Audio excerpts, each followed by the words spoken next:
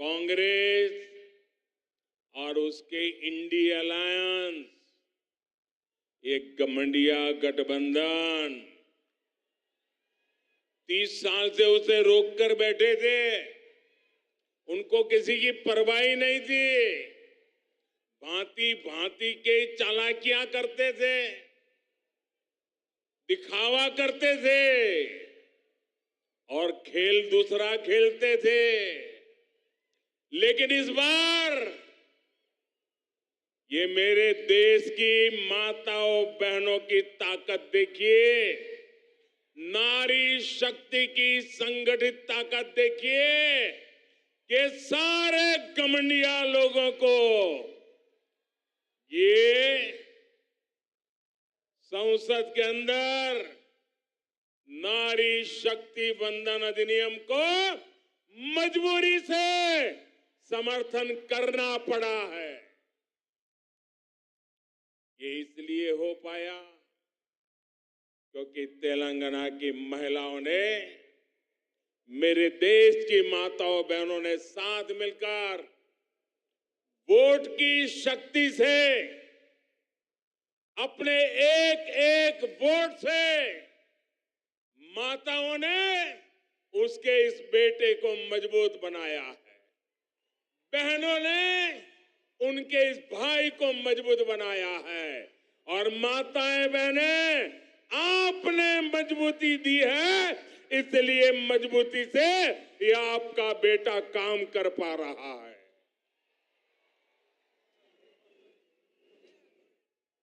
నా కుటుంబ సభ్యులారా,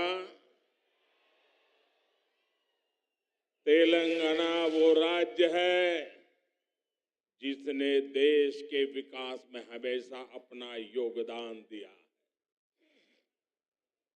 आप भारत की प्रगति के आधार है।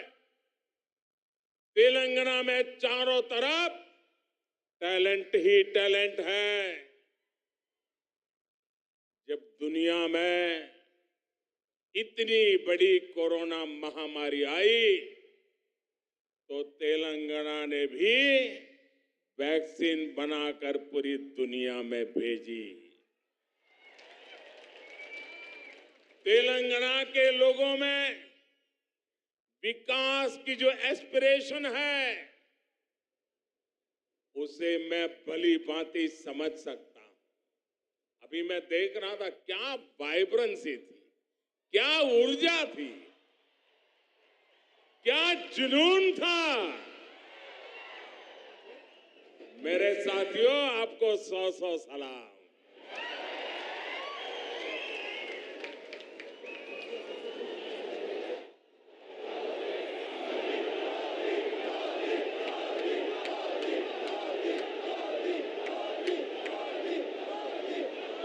केंद्र सरकार में रहते हुए हम तेलंगाना के लिए जितना कर सकते हैं वो हम लगातार कर रहे हैं। आपको याद होगा ना,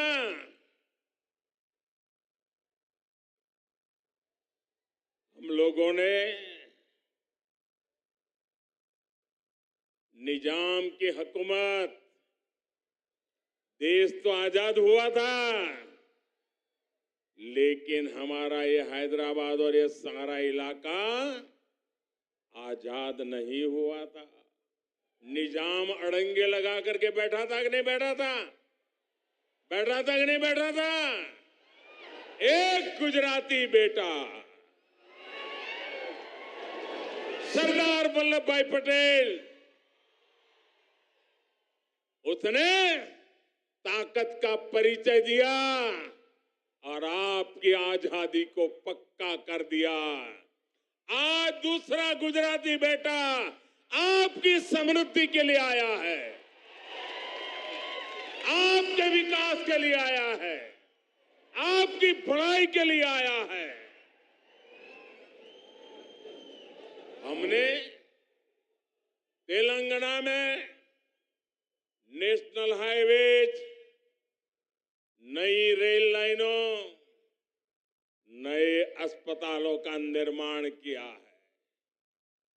भाजपा सरकार ने यहां बीआरएस सरकार को तेलंगाना के विकास के लिए भारी धनराशि भी दी है, लेकिन दुर्भाग्य से बीआरएस ने तेलंगाना के लोगों के लिए जो पैसा भेजा ना, उसमें भी लूट चलाई। लूट सके तो लूट, यही उनका मंत्र है। ना कुटुंब सभ्युलारा,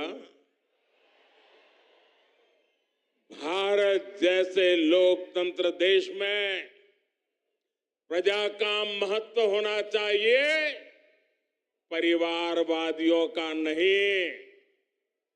और इन्होंने तो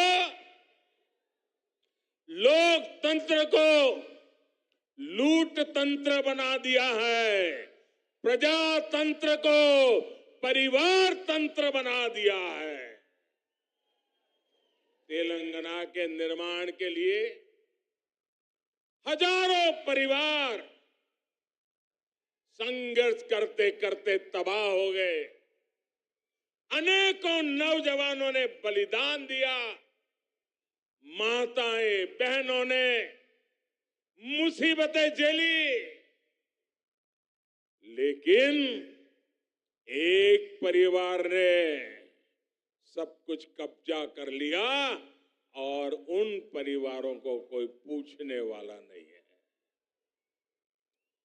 तेलंगाना में बस एक ही परिवार ने यहां के लाखों परिवारों के सपनों पर कब्जा कर लिया है।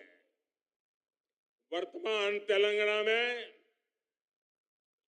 या तो केसीआर खुद है, या उनके बेटे हैं, या उनकी बेटी है, या उनके भतीजे हैं, या उनके भांजे हैं, या चाहे उनके ससुराल वाले हैं। कोई बचा ही नहीं है, बस यही काम, लूटो। क्या आपने कभी सोचा है वो कैसे आपके एक वोट का उपयोग केवल अपने परिवार को अमीर बनाने में कर रहे हैं? इन लोगों ने तेलंगाना में भाई भतीजावाद और भ्रष्टाचार को बढ़ावा दिया है। ना कुटुंब सभ्युलारा, परिवारवाद का सबसे बड़ा नुकसान देश के युवा को उठाना पड़ता है। जब पूरा सिस्टम एक परिवार की सेवा में लगा रहता है, तब वो परिवार सिस्टम में टॉप से लेकर बॉटम तक उन्हीं लोगों की भर्ती करता है जो उनके करीबी हो। तेलंगाना के नौजवानों को वो अवसर नहीं मिलता है। फिर किसी भी महत्वपूर्ण पद पर तेलंगाना के तेजस्वी युवा को भी कोई मौका नहीं मिल पाता है। इन लोगों से अलग बीजेपी एक ऐसी पार्टी है जो किसी विशेष परिवार के बजाय सामान्य मानवी और उसके परिवार के लिए काम करती है।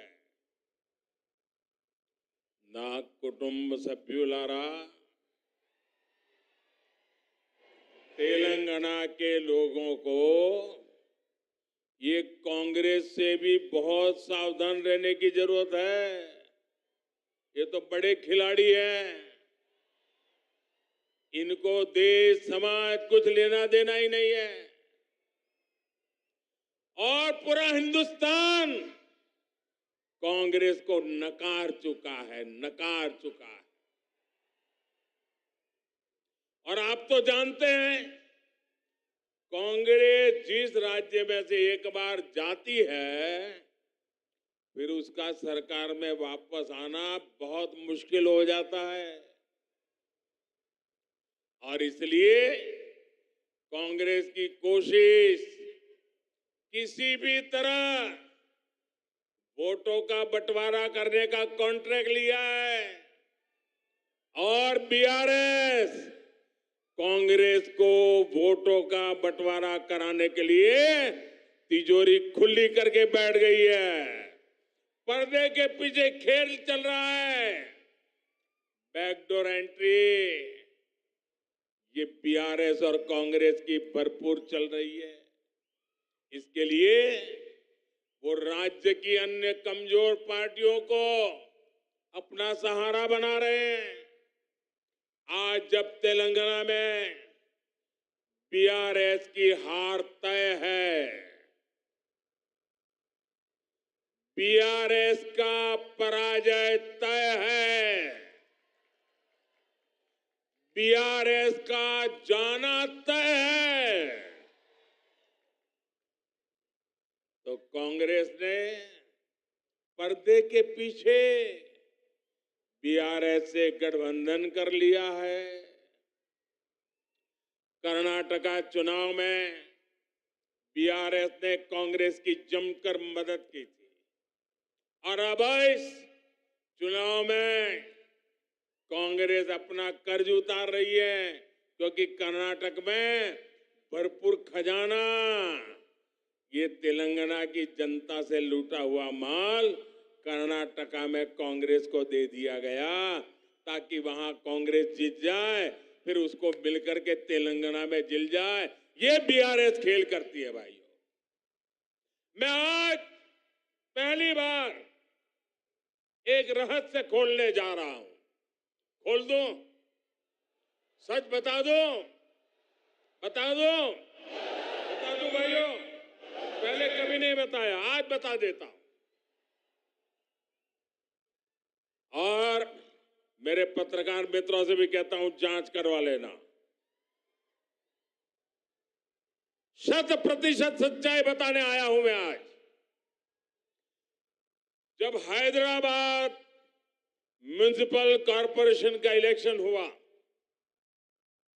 भारतीय जनता पार्टी 40-45 सीटें जीत करके आ गई।